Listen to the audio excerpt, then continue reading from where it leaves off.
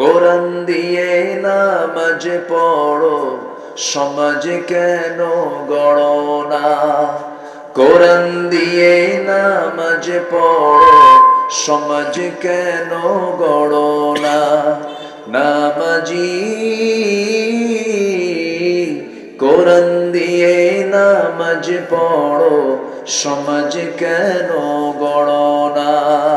যারা কোরআন দিয়ে নামাজ পড়বে, সমাজ গড়ার চিন্তায় থাকবে না, এরাই হচ্ছে পাক্কা মুনাফিক। আছে না নাই?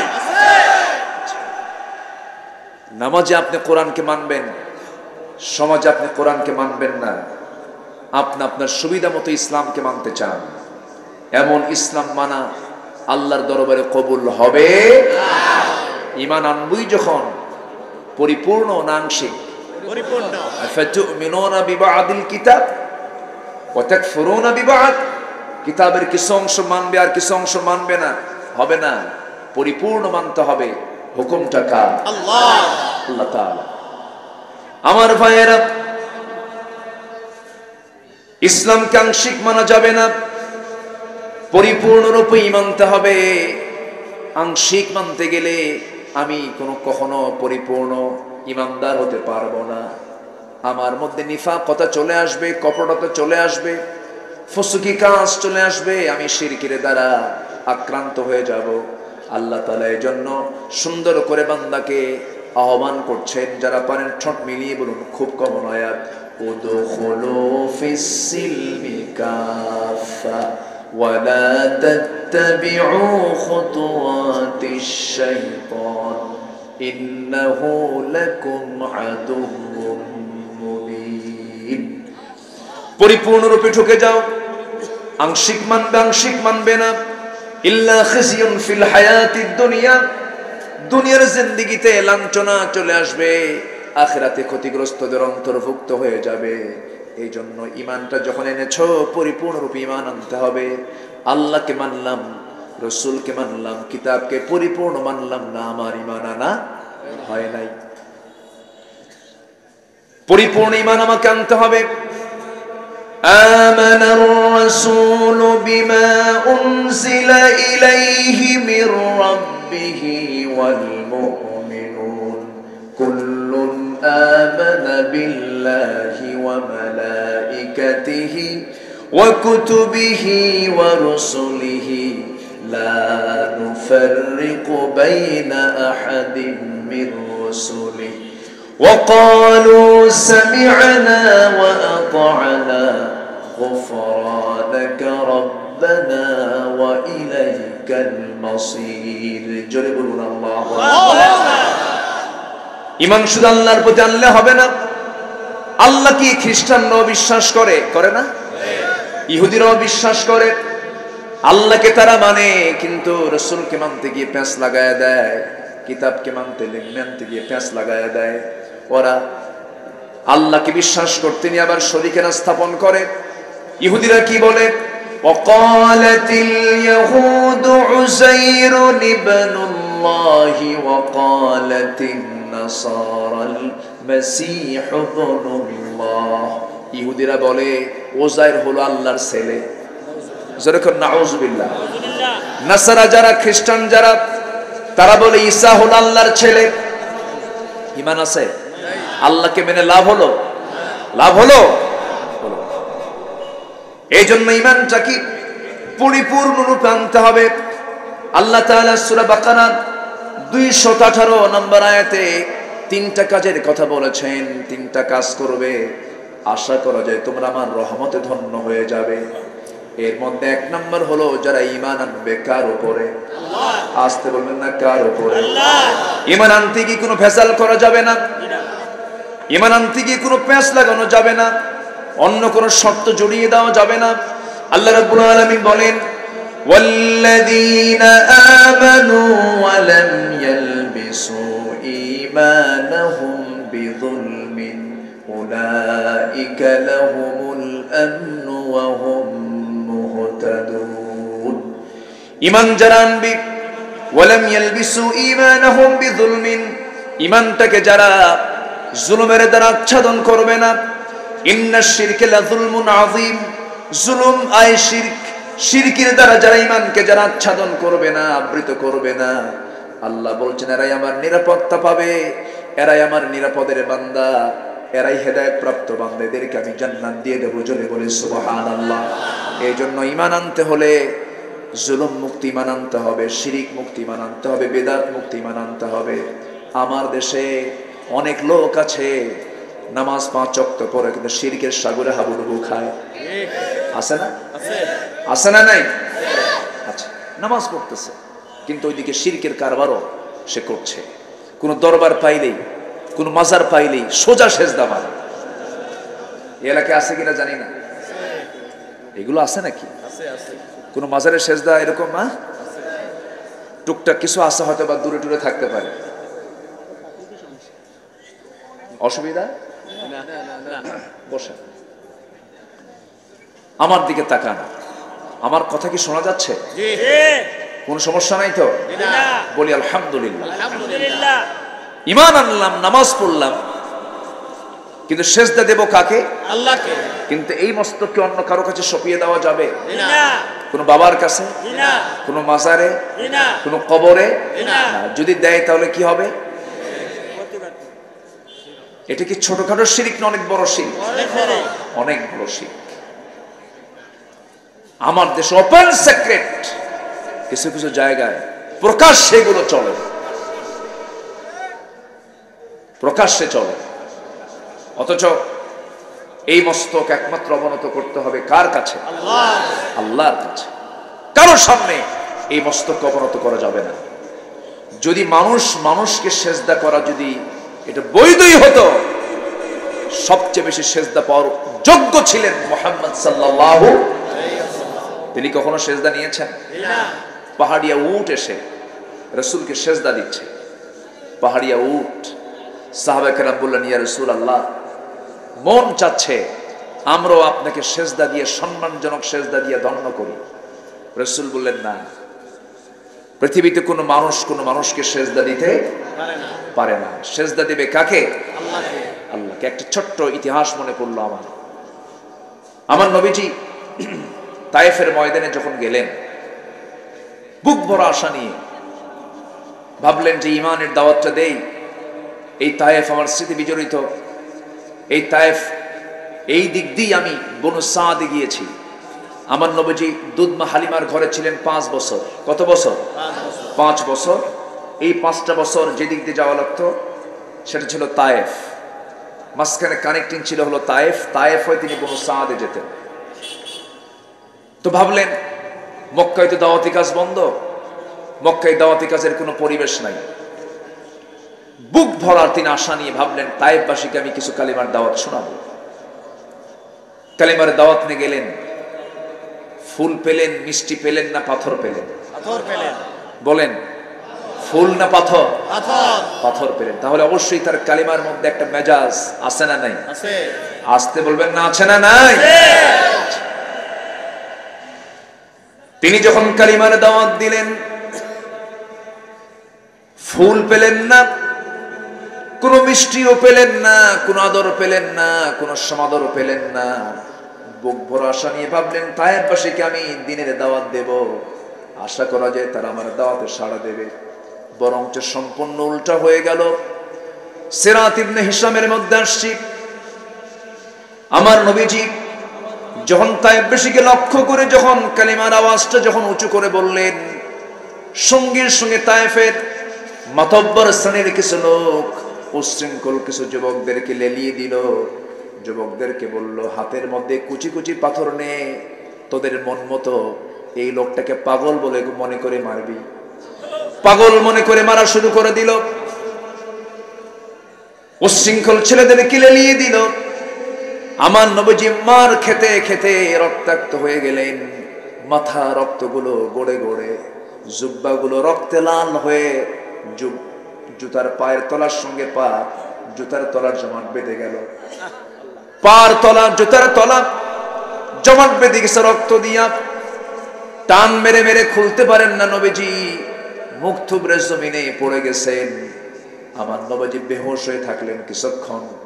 সবাই ভেবেছে রাসূল বুঝি দুনিয়া থেকে বিদায় নিয়েছেন। রাসূল বুঝি দুনিয়াতে বেঁচে নাই, সব চলে গেছে। নবীজি কিছুক্ষণ পর যখন তিনি চেতন পেলেন, জ্ঞান যখন ফিরে পেলেন, আস্তে করে বসলেন, এদিক সেদিক তাকালেন, দেখছেন কোন শত্রুদের আনাগোনা আছে নাকি, কেউ নাই। এই সিচুয়েশনে আমার নবীজির সামনে জিবরিল আমিন হাজির হয়ে বলছেন, ইয়া রাসূলুল্লাহ, আল্লাহ আমাকে এখনই আসতে বলেছেন, আমি আপনার সামনে হাজির হয়েছি। আপনার এই দৃশ্য দেখে ফেরেশতারা অস্থির হয়ে গেছে, আল্লাহ আমাকে পাঠিয়ে দিয়েছেন, আজকে আপনি যা বলবেন তাই হবে। এই পাহাড়িয়া জনপদ, এই যে তায়েফের মানুষগুলোকে দুই দিকের পাহাড় দিয়ে চাপা দিয়ে শেষ করে দেওয়া হবে, শুধু আপনার দোয়ার অপেক্ষায় আছি। রাসূল বলছেন, জিবরাইল, আমি মুসার মতো দোয়া করব না, আমি নূহের মতো দোয়া করব না, আমি ওই সমস্ত আম্বিয়া কেরামদের মতো আমি দোয়া করতে চাই না। আমি দোয়া করতে এটাই চাই, এই তায়েফের মানুষগুলো আমাকে চিনল না, আমাকে বুঝলো না, আমি তাদের জন্য দোয়া করি, আল্লাহ মেহেরবানি করে তায়েফবাসীকে তুমি আল্লাহ হেদায়েত দিয়ে দাও। আমিন। আমার নবীজি বদদোয়া না দিয়ে দোয়া দিলেন, ওয়াল কাযিমিনাল গায়ব ওয়াল আফিনা আনিন নাস আল্লাহু ইউহিব্বুল মুহসিনিন। আমার নবীজি ক্রোধকে সংবরণ করলেন, মাফ করে দিলেন। মাফ করে দিয়ে ওই জায়গা থেকে যখন একাকী রওনা করলেন, সিরাত গ্রন্থে এসেছে নবীজি বারবার পিছনের দিকে ফিরে তাকান, দেখেন কোন শত্রুপক্ষ আবার হানা দেয় কিনা। একটা দৌড় মারলেন, বেশিক্ষণ দেরি করলেন না, কারণ নবীজির এই আমার নবীজির প্রতি অত্যাচারের কথা যদি আবু জাহেলদের কানে যায়, ওরা ঠাট্টা করবে, হেয় করবে। এই জন্য তিনি তাড়াহুড়ো করে সেই জায়গা থেকে দৌড় মারলেন। দৌড় মারতে মারতে আর শরীর পারে না, একদিকে পেটে খাবার নাই, 3টা দিন 3টা রাত নবীর কোনো খাওয়া ছিল না। পাহাড়িয়া জনপদে উঁচুতে হাঁটতে হাঁটতে 2টা পা লেগে গেছে, 3 দিন 3 রাত তার কোনো খাওয়া নাই, পেটে কোনো পানি জল কিছুই যায় নাই। আমার নবীজি যখন একটা দৌড় মারলেন আর পারলেন না, রক্ত শূন্যতে রাসূল ভুগছেন। সামনে একটা আঙ্গুর বাগান পেলেন, আঙ্গুর বাগানের ভিতরে দৌড় মেরে গিয়ে আর থাকতে পারলেন না, চিত হয়ে পড়ে গেলেন। যখন চিত হয়ে পড়ে গেলেন, নবীজি অচেতন অবস্থা, মুখে কোনো আওয়াজ নাই। ওই আঙ্গুর বাগানের একজন কেয়ারটেকার দূর থেকে কি যেন দেখতেছে, কে যেন শুয়ে পড়লো, কাছাকাছি এসে দেখে এত সুন্দর চেহারার মানুষ তো জীবনে কোনোদিন দেখি নাই। নবীর চেহারার দিকে তাকায় বারবার লক্ষ্য করছে, সম্ভ্রান্ত পরিবারের কেউ হতে পারে।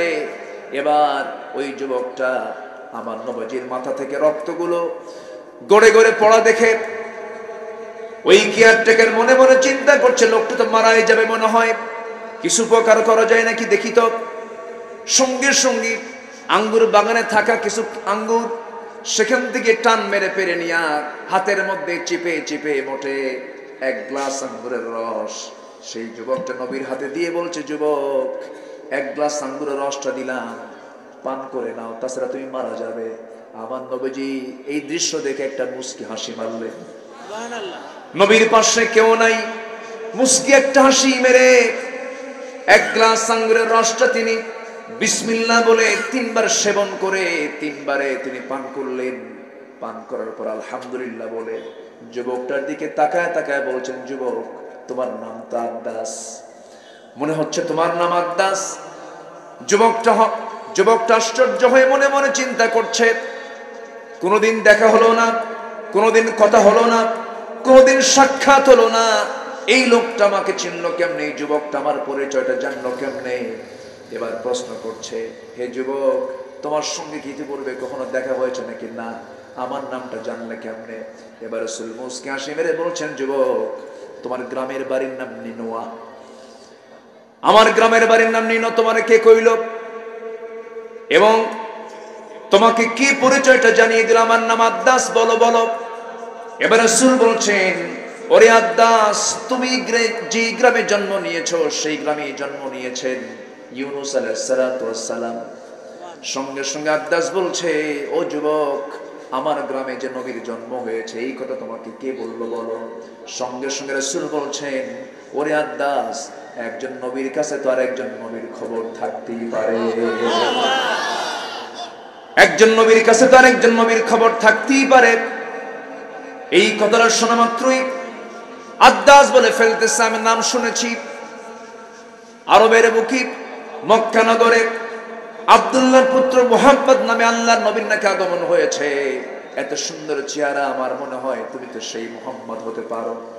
আমার নবীজি মুস্কি মুস্কি হাসি মেরে বলছেন, যুবক রে, চিনতে ভুল করো নাই, আমি হলাম সে আখিরের জামানার পয়গম্বর। সুবহানাল্লাহ। এই কথা বলা মাত্র আদাস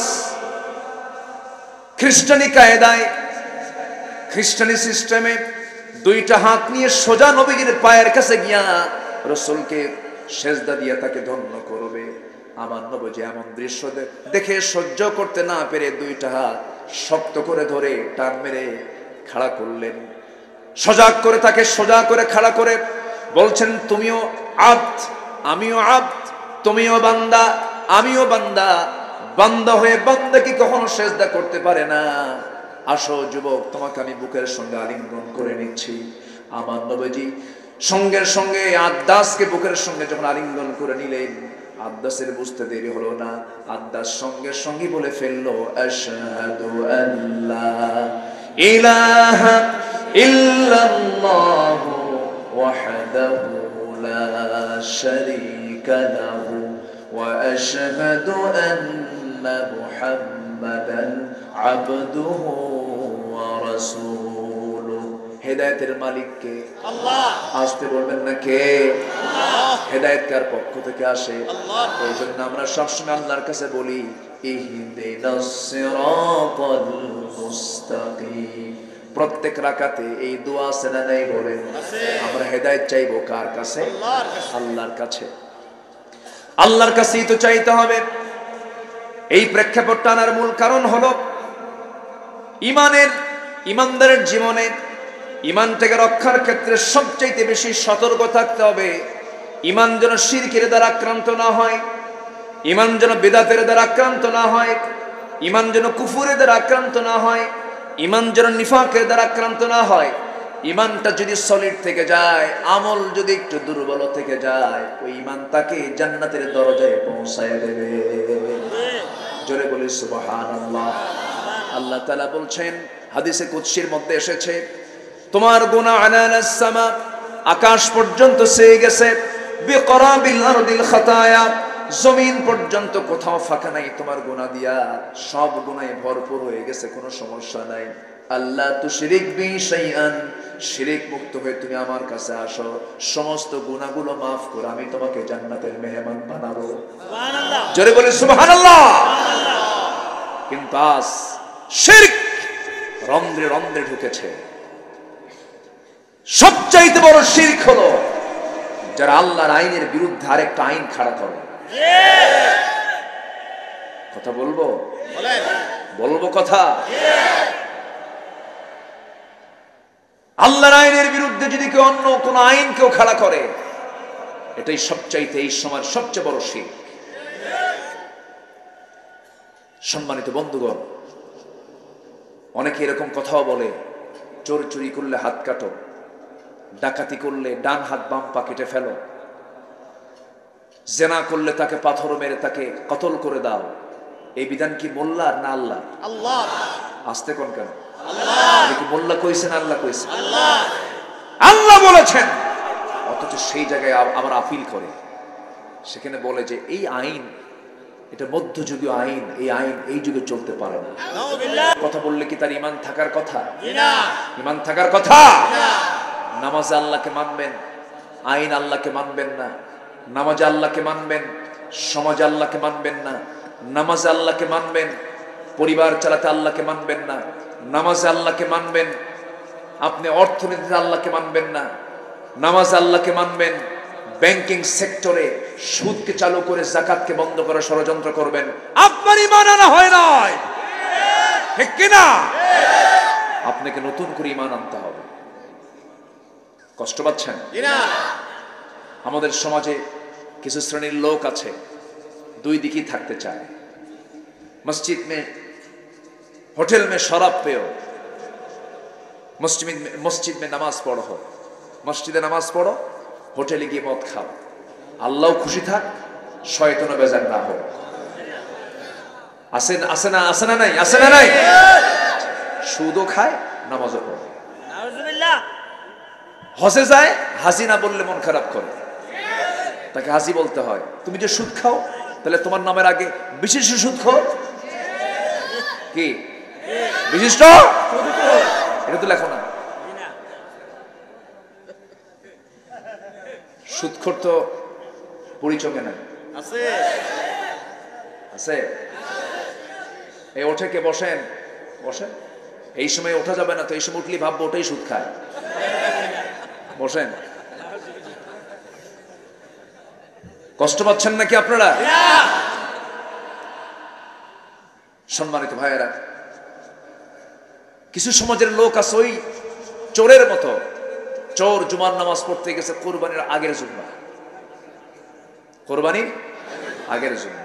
খতিব খুতবা দিয়ে বলতেছে কোরবানির অনেক সোয়াব, এটি ইব্রাহিমের স্মৃতি, ইসমাইলের স্মৃতি, এত সোয়াব, শুধু সোয়াবই। হ্যাঁ সোয়াবই তো। চোর মনে করলো যে এত বড় সোয়াব কি আর মিস করা যায়, আমাকে কুরবানি দিতে হবে, প্রয়োজনে চুরি করে হলো। চুরি করে গরু আনছে, শেষ রাতের দিকে মসজিদের সামনে দিয়ে যায়। ইমাম ওযু করার জন্য বাইরে বের হয়েছে, ফজরের আগ দিয়ে গরু হাতে নেওয়া লোকটা কি হতে পারে? চোরিত হতে পারে। তো ইমাম সাহেবকে দেখি সামনে দাঁড়ায় গেছে চোর। ইমাম বলছে এত রাতে হাতে গরু, গরু কোন জায়গা থেকে আনছো? হুজুর প্যাঁচ তো আপনি লাগাইছেন। কেন? আপনার জুমার খুতবা শুনে, কোরবানির তাৎপর্য শুনে আমি কি আর কোরবানি না দিয়ে থাকতে পারি? এই জন্য গরু নিয়ে আসলাম। কি করে আনলা? চুরি করে আনছে। আমি কি তোমাকে চুরি করে আনতে কইছি? হুজুর আমি জানি যে আপনি আমাকে এই কথা বলবেন, এবং আমিও জানি যে কোরবানি করে চুরি করে যে পশুটা আনলাম এটা দিয়ে কোরবানি দিলে সওয়াব হবে না, এটা আমিও জানি। কিন্তু হুজুর আমার কোরবানি করার যে সওয়াব আর চুরি করার যে গুনাহ, প্লাস মাইনাস মাইনাস, মাঝখান থেকে আমার গোশত খাওয়া তো বোনাস। এই টাইপের কিছু লোক আছে না নাই? আছে। সবে কদরের রাত্রে এসে সুদখোর, মদখোর, শরাবখোর সব হুজুরের কাছে এসে বলে হুজুর এমন দোয়া দিবেন যেন কাইন্দা সব শেষ হয়, সব যেন মাফ হয়। হুজুর আগামীকাল থেকে আবার সুদ খাওয়া শুরু করবে। এরকম টাইপের লোক আছে না নাই? আছে। আসতে বলবেন না আছে না নাই? এরকম ইসলাম মানলে ঈমান আনা হয়নি। ঈমান আনতে হবে ঈমান আনার মতো। ইয়া আইয়ুহাল্লাযীনা আমানু আমিনু, ঈমানদারের ভালো করে ঈমান আনো। ইন্নাল্লাযীনা ক্বালু রাব্বুনাল্লাহু থুম্মা ইসতাকামু, যারা বলবে আমার রব আল্লাহ এবং তারপরে টিকে থাকবে, টিকে থাকাই হলো চ্যালেঞ্জ। ঈমান আনাটা যায়, কিন্তু ঈমানের উপরে টিকে থাকাটা সহজ না কঠিন? আসতে বলবেন না সহজ না কঠিন? বেলাল ঈমান এনেছেন, টিকেও থেকেছেন। সুবহানাল্লাহ বলবেন না? খাব্বাব ঈমান এনেছেন, টিকেও থেকেছেন। খুবাইব ঈমান এনেছেন, টিকেও থেকেছেন। আব্দুর রহমান ইবনে আওফ ঈমান এনেছেন, টিকেও থেকেছেন।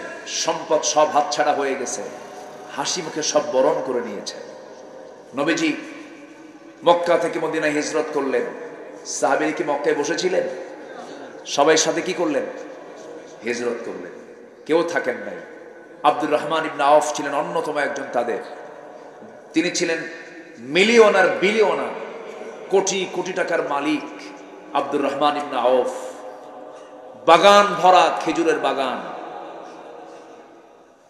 বিশাল ব্যবসা, সব ছাড়লেন ঈমানটাকে রক্ষা করার জন্য। যেরকম সুবহানাল্লাহ। নবীজি মক্কা থেকে মদিনায় হিজরত করে চলে গেছেন, আব্দুর রহমান ইবনে আওফ চলে আসছেন। তিনি একাকী নিরিবিলি বসে আছেন নবীর সামনে, মসজিদে নববীর সামনে বসে আছেন। রাসূল তাকে দেখে কেঁদেই ফেলে দিলেন। বললেন আব্দুর রহমান, তোমার বড় কষ্ট হচ্ছে, তোমার বউ নাই, তোমার সন্তানাদি কেউ আসে নাই, তোমার ব্যবসাও নাই, তোমার ঘর বাড়ি সব দখল হয়ে গেছে, তোমার কি কষ্ট হচ্ছে না? আব্দুর রহমান ইবনে আওফ বলছেন, ইয়া রাসূলুল্লাহ, ঈমান তো এমনি আনি নাই, ঈমান আনতে গেলে তো পরীক্ষা দিতেই হবে। আমি তো জান্নাতের বাড়ি কিনতে চাই। সুবহানাল্লাহ, জোরে বলি সুবহানাল্লাহ। আমার নবীজি কেঁদে ফেললেন। নবীজি বলছেন, আব্দুর রহমান, বউটাও রেখে এসেছ, বউ ঈমান আনে নাই, সন্তানগুলো সব রেখে এসেছ, ব্যবসা বাণিজ্য সব ফেলে রেখে এসেছ, খেজুর বাগান সব ফেলে রেখে এসেছ। আব্দুর রহমান, তুমি কি জানো আবু জেহেল কিন্তু তোমার বিশাল বড় প্যালেসটা দখল করে ফেলেছে, বিশাল বড় বাড়িটা দখল করে ফেলেছে। আব্দুর রহমান ইবনে আওফ বলছেন, হুজুর, আবু জেহেল দখল করেছে আমার বাড়ি, আর আমি দখল করতে চাই জান্নাতের বাড়ি। সুবহানাল্লাহ। আমার নবীজি বড় খুশি হয়ে গেলেন। রাসূল বলছেন, আব্দুর রহমান, তোমার তো কিছু না কিছু করা দরকার, দেখি তোমার জন্য কিছু করা যায় নাকি। আনসার সাহাবীকে ডাকলেন, একজনকে ডাকে বললেন, আনসার সাহাবী এইদিকে আসো। আনসার মানে হলো যারা সাহায্যকারী, মুহাজির মানে হলো যারা দেশ ত্যাগ করেছেন, যারা তাদেরকে মুহাজির বলা হয়। আমার নবী আনসারকে বললেন, আনসার শোনো, এই যে আমার আব্দুর রহমান ইবনে আওফ, আশারায়ে মুবাশশিরের একজন সাহাবী আব্দুর রহমান, তিনি বলেন, আব্দুর রহমান মক্কায় থাকাকালীন প্রচুর সম্পদের মালিক ছিল, আজকে সে সব হারিয়েছে। ও আমার আনসার সাহাবী, দেখো তো এই সাহাবীর জন্য কিছু করা যায় নাকি, দেখো তো হেল্প করা যায় নাকি। সঙ্গে সঙ্গে ঘোড়ার পিঠ উঠায় নিয়ে বলছে, না ভাই আব্দুর রহমান, রাসূল আমাকে দায়িত্ব দিয়েছেন, আপনি আমার সঙ্গে ঘোড়ার পিঠে ওঠেন। ঘোড়ার পিঠ উঠায় নিয়ে মদিনার সবচেয়ে বড় দুইটা বাগান, বড় দুইটা খেজুর বাগান দেখানো হলো। দেখানোর পর এবার বলছেন, আমার ভাই আব্দুর রহমান, আমি আনসার, রাসূলুল্লাহ আমাকে দায়িত্ব দিয়েছেন তোমাকে সাহায্য করার জন্য।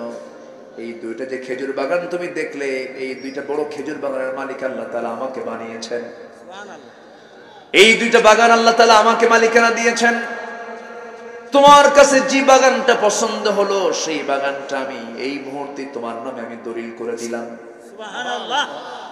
আব্দুর রহমান ইবনে আওফ মাথা নিচু করে মুস্কি মুস্কি হাসি মারছেন আর বলছেন, ভাই আর কি বলবে বলো। এবার বলছেন, শোনেন আব্দুর রহমান, এই মদিনার কোন মেয়ের বাবা আপনার সঙ্গে তার মেয়েকে বিয়ে দেবে না, কারণ ঘর নাই, বাড়ি নাই, টাকা নাই, পয়সা নাই, কেমন করে বিয়ে দেবে। এই জন্য আমি সিদ্ধান্ত নিয়েছি, আল্লাহ তাআলা আমাকে দুইটা বউ দিয়েছেন, দুটা স্ত্রী দিয়েছেন, যে কোনো একটা স্ত্রী আমি তালাক দেব, আপনি তাকে বউ বানায় নেবেন। জোরে বলি সুবহানাল্লাহ, জোরে বলি সুবহানাল্লাহ। আব্দুর রহমান ইবনে আওফ মুস্কি মুস্কি হাসি মেরে আস্তে করে আনসার সাহাবীকে জড়িয়ে ধরে বলছেন, ভাই শোনো, খেজুর বাগানের দলিল লাগবে না আমার, তোমার বউকে তালাক দেওয়া লাগবে না, সব সহজ হয়ে যাবে। তুমি আমাকে একটু বাজারে দেখায় দাও, ছোট্ট একটা বাণিজ্য আমাকে ধরায় দাও, আমি বাণিজ্য করব, ব্যবসা করব, আল্লাহ যেন আমাকে বরকতে ধন্য করেন। তোমার খেজুর বাগান আমার কোনো প্রয়োজন নাই। জোরে বলুন সুবহানাল্লাহ। লম্বা কথা ছিল, ওই দিকে যাব না আমি। এখান থেকে যে বিষয়টা আমি বলতে চাচ্ছি, যে তারা ত্যাগ স্বীকার করলেন, আল্লাযীনা হাজারু, ঈমান আনলেন, ওয়াল্লাযীনা হাজারু, যারা হিজরত করলেন, যারা ত্যাগ স্বীকার করলেন। ওই মক্কায় মুহাজির সাহাবীদের কি ছিল না, সবই ছিল, সব ছেড়েছেন। দুনিয়াটা ছেড়ে তারা কিনতে চেয়েছেন জান্নাতের বাড়ি, কিনেও তারা নিয়েছেন। জোরে কোন সুবহানাল্লাহ, জোরে বলি সুবহানাল্লাহ। ওই মক্কায় ঈমানটাকে রক্ষা করতে গিয়ে কে না জানেন সাহাবীদের প্রতি কি পরিমাণ নির্যাতন নিপীড়ন হয়েছে, অত্যাচার হয়েছে। ঈমানটা তারা ছেড়ে দেন নাই, ঈমানটা তারা মজবুত করে রেখেছেন। ঈমান আনবে অথচ পরীক্ষা হবে না, এটা কেমন কথা? ঈমান আনা মানে নিজের জীবনকে হিংস্র জন্তুর সামনে ছেড়ে দেওয়া। এখন অত্যাচারিত হওয়ার মতো ঈমানদার আছে না নাই? আছে না নাই? যুগ পার হয়ে যাচ্ছে, পাখিগুলো আছেন অন্ধকার প্রকোষ্ঠের ভিতরে। সম্মানিত ভাইয়েরা, ইমামে আযম আবু হানিফার মতো মানুষকে 8 বছর জেলখানার অন্ধকার প্রকোষ্ঠে থাকতে হয়েছে। শেষ পর্যন্ত আবু হানিফাকে বিষ প্রয়োগে জেলখানার মধ্যে হত্যা করা হয়েছে। শাহাদাত বরণ করেছেন জেলখানায় আবু হানিফার মতো মানুষ। আমি আপনি ভাবছি যে আমারে কে ধরবে, আমি তো সব দিকে আছি, আমি তো সব দিকে আছি। সব দিকে থাকার মতো কিছু ইমানদার আছে না নাই? আসতে বলবেন না, আছে না নাই? সব দিকে থাকা যাবে না, থাকতে হবে কার পথে? আল্লাহর। থাকতে হবে সব দিক না একদিক? একদিক, একদিকে থাকতে হবে। আবু হানিফা রাহমাতুল্লাহ আলাইহি তাকে চিফ জাস্টিস বানাবে। বাদশাহ মনসুর বলল, আবু হানিফা, আমি তোমাকে আমার এদেশের কাজীর পদ দিতে চাই। আবু হানিফা একটা মুস্কি হাসি মেরে বললেন, কেন? কেন তুমি এটার দায়িত্ব পালন করবে? তিনি বললেন, তোমার মতো জালিমের অধীনে বিচারক হওয়ার কোন শখ আমার নেই। আল্লাহু আকবার। এই লোভনীয় অফারকে তিনি প্রত্যাখ্যান করলেন। ফলাফল কি হলো? পরের দিনই ফোর্স চলে আসছে। আবু হানিফা রাহমাতুল্লাহ আলাইহিকে ধরে নিয়ে জেলখানায় আটকে রাখা হলো। বোঝানো হলো, তাতেও কাম হলো না। আবু হানিফা শেষ পর্যন্ত বললেন, তোমরা আমাকে কি বোঝাতে চাচ্ছ জানি না, আমি দুনিয়ার সকল কিছু শেষ করে ফেলবো, কিন্তু আমি জান্নাতকে হারাতে চাই না। সুবহানাল্লাহ। জোরে বলি সুবহানাল্লাহ। সুবহানাল্লাহ। রিমান্ডে নেওয়া হলো, হাত পা বেঁধে ফেলে পিটানো হলো, হাত পা বেঁধে ফেলে পিটানো হলো। তার বৃদ্ধা মাটা বেঁচে ছিলেন, তার মাকেও জেলখানায় ঢোকানো হলো। তার মাকে জেলখানায় ঢুকায় নিয়া মার চোখের সামনে সন্তানকে পিটায়, এমন একটি হৃদয় বিদারক দৃশ্যের অবতারণা করে ফেললো বাদশাহ মনসুর। মা সন্তানের নির্যাতনের দৃশ্যগুলো দেখছেন, তার চোখের কোনা বেয়ে বেয়ে টপ টপ করে পানি পড়ছে। আবু হানিফা মনে মনে চিন্তা করছেন, আহারে আমার বুড়ি মা কত না বড় কষ্ট পাচ্ছেন, কি সিদ্ধান্ত নেব আমি? মার কষ্ট তো আমার সহ্য হচ্ছে না, আমি কি করব কি করব? এমন সময় মার মুখ থেকে কিছু কথা বের হয়ে গেল। মা বলছে, আমার কলিজার টুকরা সন্তান আবু হানিফা, আল্লাহর কসম করে বলি, তুই যে আমার চোখের পানি দেখতে পাচ্ছিস, তুই কি মনে করছিস জানি না, এই চোখের পানি কিন্তু এই জন্য বের হচ্ছে না, তোর প্রতি অত্যাচার নির্যাতন দেখে আমার চোখের পানি বের হচ্ছে না। আমার বড় ভয় লাগতেছে, বড্ড ভয় লাগতেছে, না জানি তুই অত্যাচারগুলো সহ্য না করে জালিম বাদশার অনুসারী হয়ে যাবি। আমার কাছে আশঙ্কা লাগে, এই জন্য কান্দি। আমার মন চাচ্ছে তুই এরকম করে নির্যাতন সহ্য করতে করতে এক পর্যায়ে তুই শহীদ হয়ে যাবি, আল্লাহর জান্নাতে চলে যাবি, শহীদ হওয়ার গৌরব অর্জন করবি। আমি তোর মা হয়ে শহীদের মার গৌরব অর্জন করে আল্লাহর সামনে আমি হাজিরা দিতে চাই। জোরে বলে সুবহানাল্লাহ। আমার বন্ধুগণ, ঈমান আনতে গেলে পরীক্ষা দিতে হবে। ঈমান এনেছি, পরীক্ষা হবে না, ঈমান টানা হয় নাই। আল্লাহ রাব্বুল আলামিন বান্দাকে প্রশ্ন করছেন, হরফ ইস্তিফহাম প্রয়োগ করে বলছেন, আহাসিবান নাস আইয়ুতরাকু আইয়াকুলু আমান্না ওয়া হুম লা ইফতানুন। মানুষের কি ধারণা ঈমান এনেছি, এতটুকুন শব্দ বললাম আর আমি তাকে ছেড়ে দেব? না না, পরীক্ষা করবেন কে? আল্লাহ। আসতে বলবেন না, পরীক্ষা করবেন কে? আল্লাহ তাআলা পরীক্ষা করবেন। যুগে যুগে ঈমানের অগ্নি পরীক্ষা দিয়েছেন আল্লাহর পছন্দের গোলামেরা। ইতিহাস থেকে আমাদের জানতে হবে, বোঝার চেষ্টা করতে হবে। আল্লাহ তাআলা বলছেন, এজন্য তিনটা কাজ যারা করবে তারা রহমত পেয়ে যাবে। নাম্বার 1 হলো আমরা ঈমান আনবো কার উপরে? আল্লাহ। আসতে বলবেন না, কার উপরে? কিন্তু আমার দেশে এমন ঈমানদার আল্লাহু আকবার শব্দটাকে নিয়েও তারা বিতর্ক করতে চায়। আছে না নাই? আছে। আল্লাহু আকবার নাকি নির্দিষ্ট দলীয় স্লোগান? বলেন। আল্লাহু আকবার কেউ এটা সাইডে রাখতে চায় তারা। আল্লাহু আকবার বলতে তাদের লজ্জা লাগে। আল্লাহু আকবার নাকি নির্দিষ্ট দলীয় স্লোগান, এই স্লোগান নাকি দেওয়া যাবে না। তাহলে আজান হয় কোন আওয়াজ দিয়া? জোরে বলেন, আরো জোরে বলেন। আকামত শুরু হয় কি দিয়া? আচ্ছা, নামাজ শুরু হয় কি দিয়া? রুকুতে যেতে বলতে হয় কি? সেজদায় যেতে, সেজদা থেকে উঠতে। জানাজা শুরু হয় কি দিয়া? জানাজার তাকবীর 4টা আছে না নাই? যারা বলছে আল্লাহু আকবার নির্দিষ্ট দলীয় স্লোগান, তাদেরকে স্পষ্ট ভাষায় জানিয়ে দিতে চাই, আল্লাহু আকবার এই ধ্বনিকে নিয়ে যারা বিতর্ক করেছেন, তাদের ঈমানটাও বিতর্কিত, ঠিক কি না? নতুন করে ঈমান আনতে হবে। সম্মানিত ভাইরা, যারা বলেছে যে আল্লাহু আকবার এই স্লোগান দেওয়া যাবে না, চলবে না, তাদের জানাজা না দিয়া কুকুর বিড়াল শিগালের মতো বিদায় করা দরকার। হিম্মতের পক্ষে রাজি আছেন কারা কারা? হাত উঁচু করে দেখা।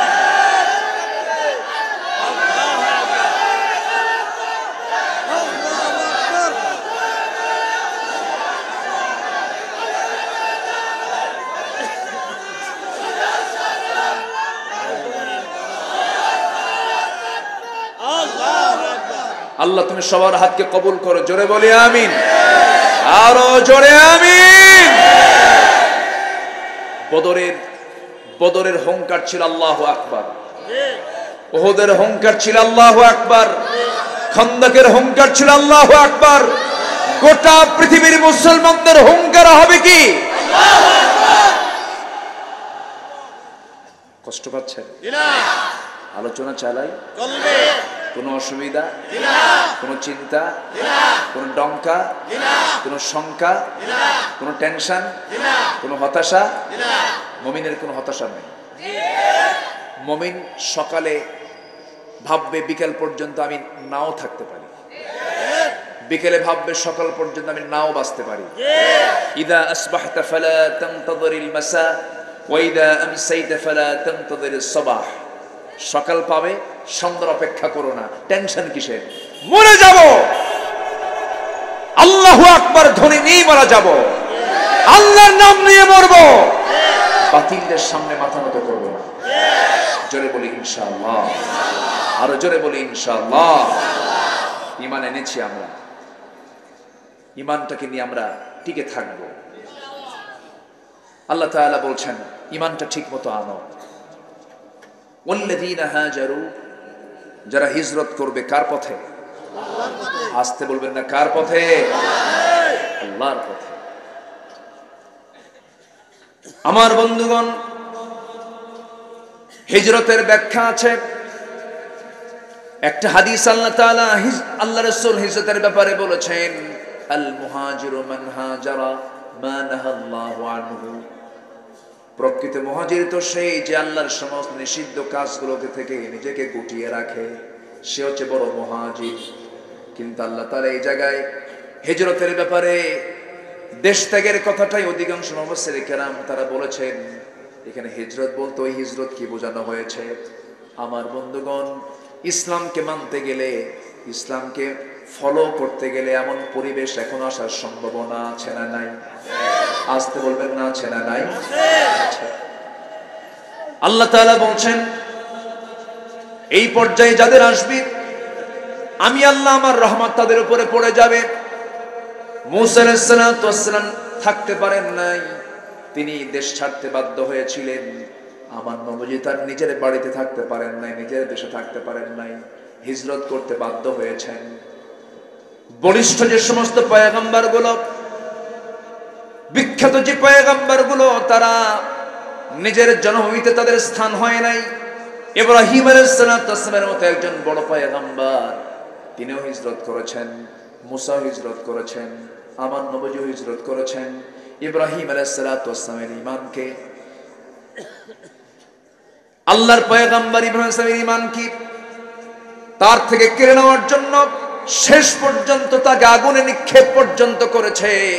ইব্রাহিম আলাইহিস সালাতু ওয়াস সালাম হাসি মুখে আগুনে নিক্ষেপিত হয়েছেন, তবুও বলেছেন আমার রবকে। জোরে বলুন কে? আল্লাহ। আল্লাহ তাআলা। ঈমানের কাছে আগুন হেরে গেছে। ঈমানের কাছে কি? আগুন হেরে গেছে। কারণ ঈমান শক্তিশালী না আগুন শক্তিশালী? ঈমান। কি শক্তিশালী? ঈমান। আমি কি শেষ করে দেব না? জি না। দুই একজন যায় যায়? জি না, জি না। হ্যাঁ? এশারের পরে বইসা উঠছেন না? ও, একটু বসেন। জি, অনেক আগে বসা হয়েছে তাই না?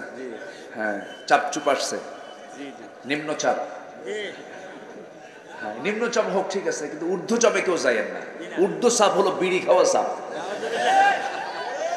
এরকম চাপ আছে না নাই? বিড়ি না খেলে নাকি মাথা গরম হয়ে থাকে, মাথা রিফ্রেশের জন্য একটু টান মারতে হয়, এরকম কিছু আছে না নাই? আবার প্রশ্ন করে, হুজুর বিড়ি খাওয়া কি জায়েজ আছে? মানে উনি জায়েজের চেষ্টায় আছেন, এরকম কিছু পাবলিক আছে না নাই? ইব্রাহিম আলাইহিস সালাতু ওয়াস সালাম তিনি হিজরত করেছেন। মুসা আলাইহিস সালাতু ওয়াস সালাম, এই নবীকে আল্লাহ তাআলা এমন সম্মান দিয়েছেন, এত মর্যাদা দিয়েছেন। এই কোরআনে সবচাইতে বেশি নাম উল্লেখ আছে কোন নবীর বলেন তো? মুসার নামটা বেশি আসছে, সবচেয়ে বেশি কোট করা হয়েছে এই কোরআনে তার নামটা, তাই না? অনেকবার এসেছে তার নাম। আল্লাহ তাআলা তাকে সম্মান দিয়েছেন, আল্লাহ তাআলা তাকে এক্সট্রা করে তাওরাত কিতাবও দিয়েছেন। এবং এত দামি নবী, তিনি নিজেও নবী, ভাইটাও নবী, শ্বশুরও নবী, ভাগিরাও নবী। যেরকম সুবহানাল্লাহ। তাহলে একটা ফ্যামিলিতে কয়জন হলো? এটা কি পরিবার? নবী পরিবার। সুবহানাল্লাহ, নবী পরিবার। এটা খুবই রাগী লোক ছিলেন, কারণ রাগ না হলে তো ফেরাউনকে মোকাবেলা করা যাবে না। আমরা তো মুসার রাগটা নিয়ে আসতেছি না, এই জন্যই তো অবস্থা। মুসার রাগটা ফিরে আনা দরকার আমাদের মাঝে, ঠিক না? মুসার রাগটা দরকার, ওমরের রাগটা দরকার। মুসা আলাইহিস সালাতু ওয়াস সালাম প্রচন্ড মেজাজি ছিলেন, খুব রাগ ছিল। তাফসীরে এসেছে তিনি যখন রেগে যেতেন চুলগুলো টুপি ভেদ করে খাড়া হয়ে যেত। সুবহানাল্লাহ। লোকটা ছিলেন তোতলা। তোতলা বোঝেন তো? তোতলা যারা হয় তাদের রাগ কম হয় না বেশি হয়? বেশি হয়। যদি হয় নাম বেলাল, কি নাম? বেলাল, আসলে এরকম টাইপের লোক আছে না, ওদের রাগ কম হয় না বেশি হয়? বেশি হয়। প্রচন্ড রাগী ছিলেন মুসা আলাইহিস সালাম। এই নবীকে মারার জন্য ফেরাউন কম চেষ্টা করে নাই, পৃথিবীতে আসেই নাই। সেই সময় থেকে তার পরিকল্পনা মুসাকে শেষ করে ফেলবো। পারছে? আসতে বলবেন না, পেরেছে। হককে কখনো চাপিয়ে রাখা যাবে না, হক উপরে উঠবেই। ধরুন এই বোতলে পানি আছে, এর মধ্যে যদি আপনি তেল, এর মধ্যে যদি তেল দেন, তেলটাকে নিচে থাকবে না উপরে থাকবে? পানির উপরেই তেলের অবস্থান হবে। কেন জানেন? তেলটা তৈরি করতে বহু ঘানি ঘুরতে হয়েছে, চেষ্টা করতে হয়েছে, চেষ্টার ফলে পানির উপরে তেলের স্থানটা হয়েছে। হক বাতিলের নিচে কখনো থাকবে না, হক বিজয়ী হবেই হবেই হবে ইনশাআল্লাহ।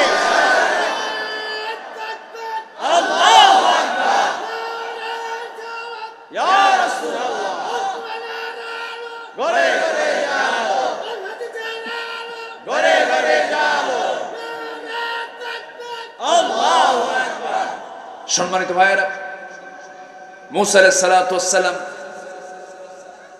তিনি যখন পরিণত বয়সের একজন যুবক, রাগী খুব বেশি ছিলেন। তো এমন সময় ফেরাউনের গোত্রের একটা লোক এসে মুসাকে ভুল ধরতে চাচ্ছে। মুসা বলছেন, আমার তো এখানে ভুল না, তোমার ভুল। তুমি ভুল করেছো না? ভুল করি নাই। ভুল করেছো না? ভুল করি নাই। ভুল করেছো তুমি? না, ভুল করি নাই। শেষ পর্যন্ত ওনার তো কিছু হলে কি চলতো? কি চলতো বলে? হাত চাগায় দিচ্ছে। হাত চাগায় দিয়ে শাসন করার নিয়তে মেরেছেন একটা থাপ্পড়। থাপ্পড় মারাও সারা, মরে যাওয়া সারা। যখন মরে গেছে তখন বলতেছে, আল্লাহ দোষ কিন্তু আমার না, ওরে মারছে আমি শাসন করার জন্য, মরে গেছে, আমি মারি নাই। শেষ পর্যন্ত আল্লাহ বলছেন, না, তোমার এখানে থাকা যাবে না, তোমাকে দেশ ছাড়তে হবে। ওয়াল্লাযীনা হাজারু, দেশ ছাড়ো।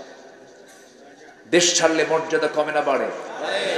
বিজয় আসে না পরাজয় আসে? বলেন বলেন বলেন বলেন। হিজরতের ফলাফল পরাজয় না বিজয়?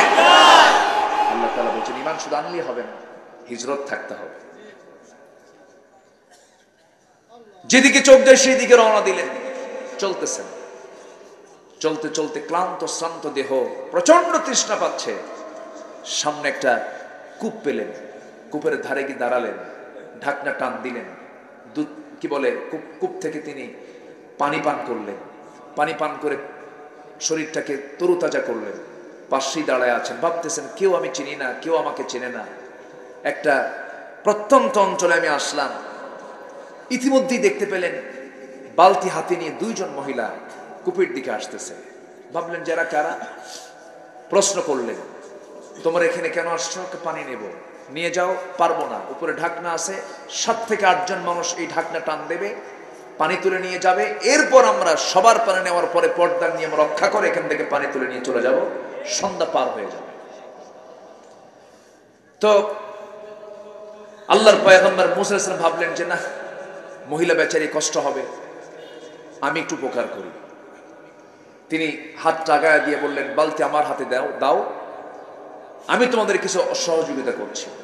বালতিটা হাতের মধ্যে নিয়ে কূপের ধারে গেলেন। যে ঢাকনা টান দিতে লাগে 7 থেকে 8 জন, উনি বাম হাতে ধরলেন, ফিকে মারলেন, কয়েক হাত দূরে গিয়ে ছিটকে পড়ল।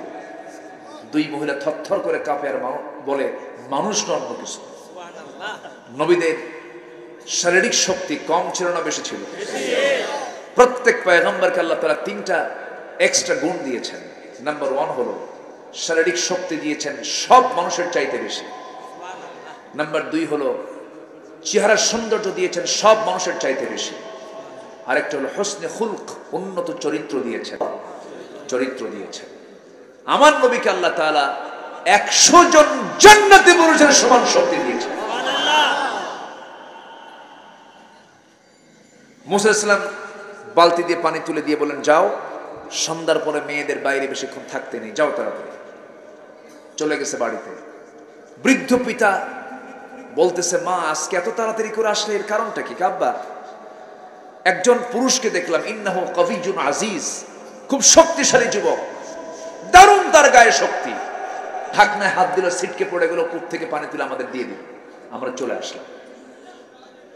বৃদ্ধ পিতা বলছে মা শোনো, আমার বড় মেয়ে, তুমি আগামীকালকে যাবে, আমার সালাম জানাবে ওই যুবকটাকে এবং বলবে সেজন্য আমার সঙ্গে সাক্ষাৎ করার জন্য আমার বাড়ি পর্যন্ত আসে।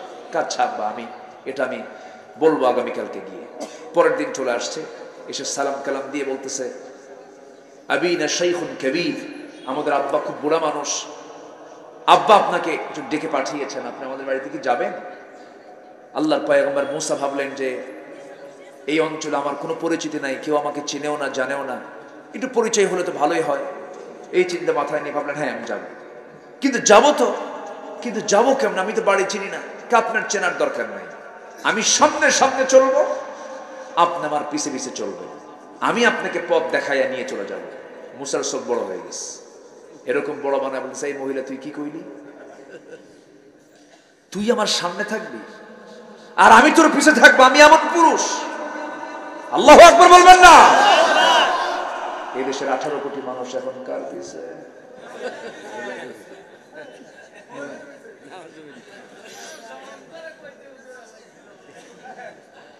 মুসা আলাইহিস সালাতু ওয়াস সালাম বললেন শোনো মহিলা,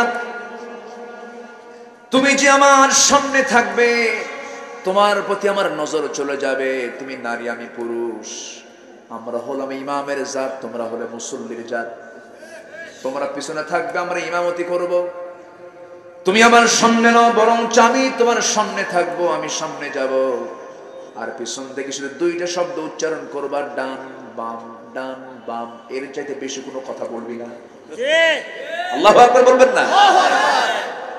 মহিলা মনে মনে চিন্তা করে গতকালকে দেখলাম শক্তিশালী যুবক, আজকে দেখি চরিত্রবান যুবকও বটে, চরিত্র মাশাআল্লাহ সুন্দর, মনে মনে তার পছন্দ হয়ে গেছে। কি কথা কি বুঝতেছেন? মনে মনে পছন্দ হয়ে গেছে। পছন্দ তো হইতেই পারে, কি আস্তে আস্তে কয় পছন্দ হতে পারে না? কিন্তু আল্লাহ তাআলা চান বৈধতা না অবৈধতা? বৈধতা চান। অবৈধ পছন্দ করা যাবে না, অবৈধ পন্থায় কোনো কাজ করা যাবে না। কিন্তু আজকে ভালোবাসাগুলো কি ঘরে আছে না গাছতলায় আছে? বলেন, বাড়িতে না গাছতলায়? গাছতলায়, বটতলায়। আবার ইদানিং কিছু কিছু গ্রামের মধ্যে কিছু কিছু ছোট্ট ছোট্ট করে ঘরের মতো হোটেল বানাইছে, রিসোর্ট আছে না? ওখানে কুত্তা বসে, ঠিক কিনা? দুনিয়ার আকাম কুকাম। রাগ করতেছেন নাকি আপনারা? এগুলো কথা বলার দরকার আছে না? উলাইকা কাল আনআম, আমার কথা না, উলাইকা কাল আনআম, ওরা হলো চতুষ্পদ জন্তু, বাল হুম আদাল, তার চেয়ে জঘন্য। সম্মানিত ভাইয়েরা, মূসার সামনে চললেন, মহিলা পিছে পিছে যাচ্ছেন, বাড়ি পর্যন্ত পৌঁছে গেলেন। দেখা হলো, বৃদ্ধ লোকটাকে দেখি মূসা আলাইহিস সালাম সালাম দিলেন। সালাম দেওয়া মাত্র সালামের জবাব দিই দাড়ি পাকা, চুল পাকা, চামড়াগুলো কুঁচকে যাওয়া বৃদ্ধ লোকটার মুখ থেকে বের হয়ে যাচ্ছে, এই যুবক, তোমার নাম মূসা না? মূসা আলাইহিস সালাম তো আকাশ থেকে মনে পড়ে গেলেন, ভাবতেছেন আমার নাম এই লোক জানলো কেমন, এত দূর থেকে আসলাম, আমার নাম কেমনে বললো। একটু ভয় ভয় পাচ্ছেন, ফেরাউনের লোক কিনা, কি কথা কি বুঝতেছেন? ওইদিকে তো মার্ডার কেস, বোঝেন নাই? আচ্ছা, আমার ভাইয়েরা, মূসা আলাইহিস সালাম একটু জড়সড় হয়ে গেলেন।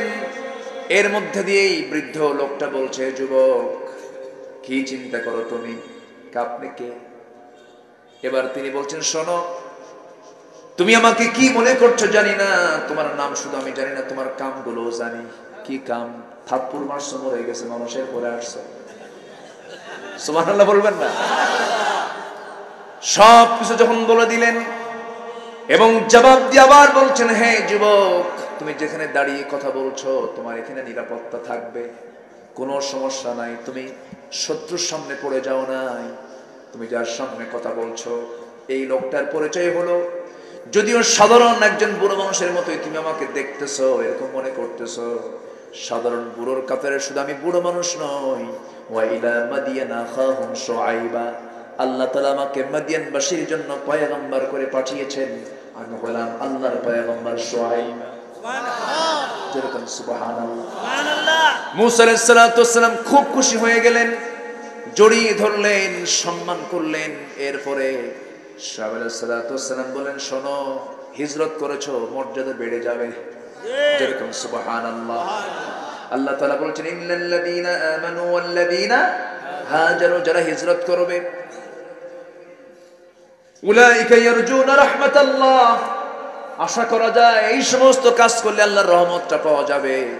হে মূসা, চিন্তা করো না, তুমি আমার বাড়িতে যদি থাকতে চাও থাকতে দেব, শর্ত হলো আমি তোমাকে একটা প্রস্তাব দেব, প্রস্তাব মানবে কিনা জানি না। কি প্রস্তাব আপনি কোন? আপনি তো আল্লাহর নবী, যা কবেন তাই শুনবো। সুবহানাল্লাহ বলবেন। এবার বলছেন, শোনো, আমার দুইটা মেয়ে আছে, এই দুইটা মেয়ের যে কোনো একটা মেয়েকে আমি তোমার সঙ্গে বিয়ে দিতে চাই, তুমি কি আমার মেয়েকে বিয়ে করবা নাকি?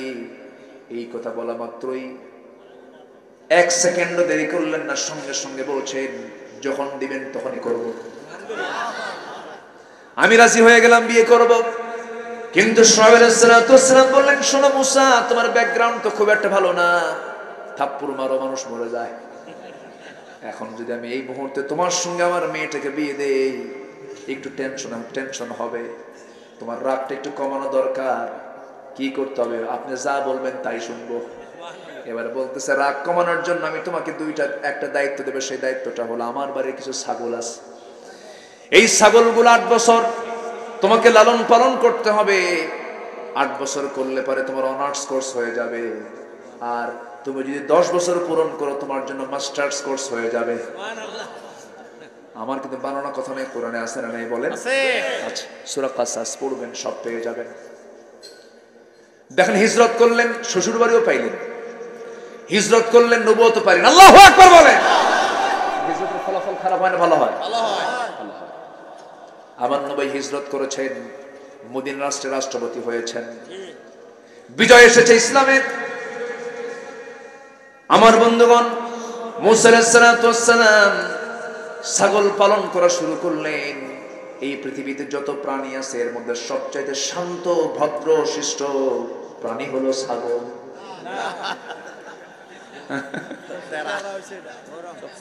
বলেন,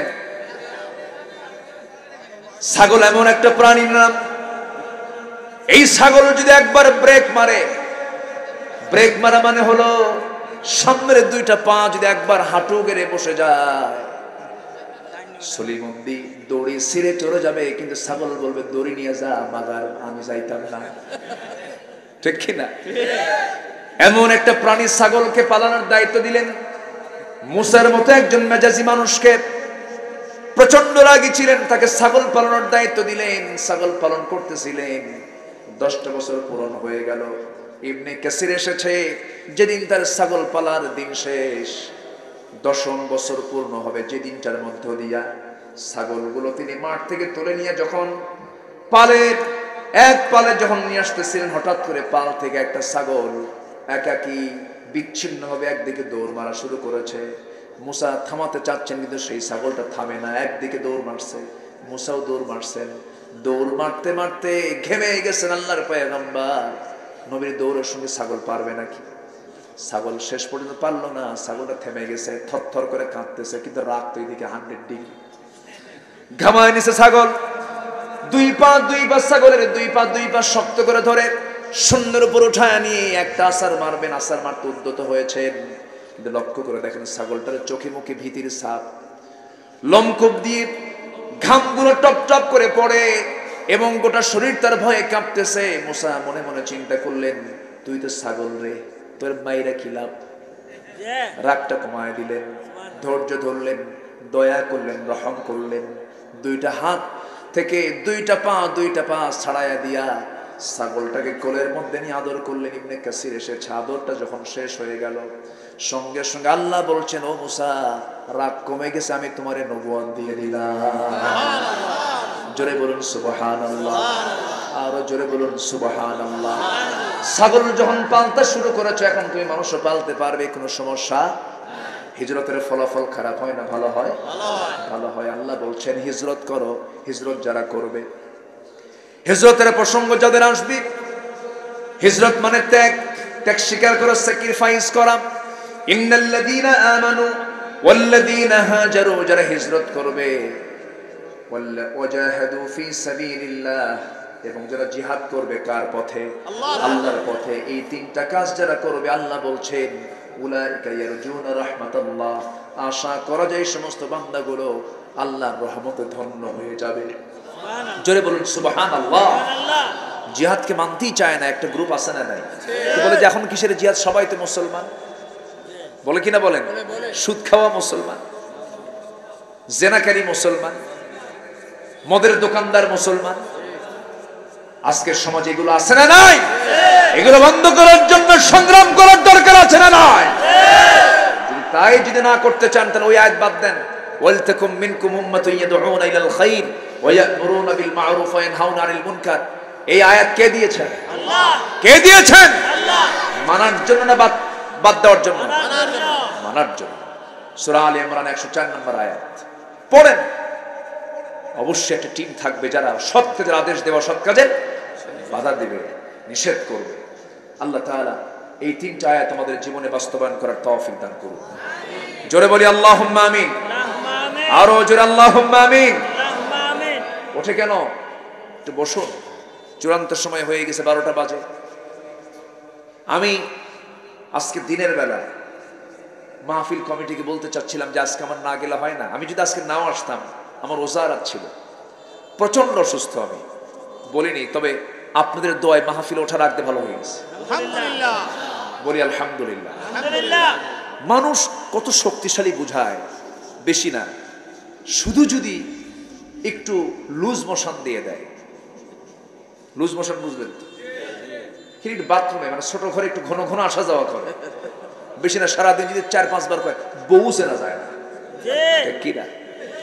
মানুষ এত দুর্বল, সেই দুর্বল চিত্তের মানুষ কি না করছে, রাতকে দিন করছে, দিনকে রাত করছে, নিরপরাধ মানুষগুলোকে জুলুম নির্যাতন করে শেষ পর্যন্ত হত্যাও করছে। গোটা পৃথিবীতে এগুলো নজির আছে না নাই? না, আমরা অত্যাচারিত হব, অত্যাচারী হব না। জোরে বলি ইনশাআল্লাহ। সবাই কি নামাজ পড়ি? 5 ওয়াক্ত নামাজ কেউ ছাড়বো না। কারা কারা একটু হাত তুলে দেখেন তো দেখি। জোরে বলি ইয়া আল্লাহ, আমাদেরকে 5 ওয়াক্ত সালাত আদায় করার তৌফিক তুমি আল্লাহ দিয়া দাও। জোরে বলি আমিন, আরো জোরে আমিন।